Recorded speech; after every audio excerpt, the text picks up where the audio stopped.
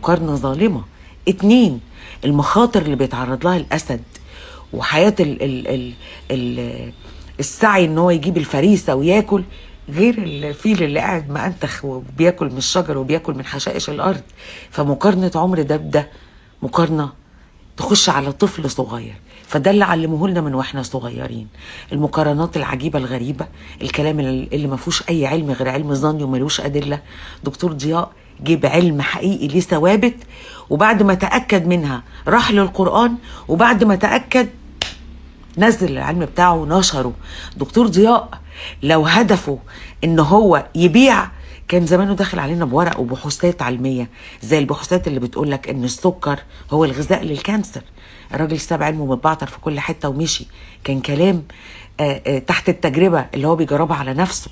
الراجل ما دخلش يبيع لك اسوره نحاس تلبسها في ايدك فما يبقاش عندك حاجة، او دخل يبيع لك عسل النحلة بتطلع تضرب 6000 كيلو عشان ترجع تاني وتشم الزهرة وتيجي يبيع لك العسل بألوفات مؤلفة. الراجل ساب لك علم، الراجل ساب لك فكرة مطروحة قدامك ان انت تفكر وقدامك ان انت تكمل. الراجل اداك الجايد واداك الخريطة ان انت تكمل حياتك وانت متشافي، ان انت تكمل حياتك وانت رقبتك مش مربوطة وانت مش ماشي مساق ومش عارف انت رايح فين وجاي منين.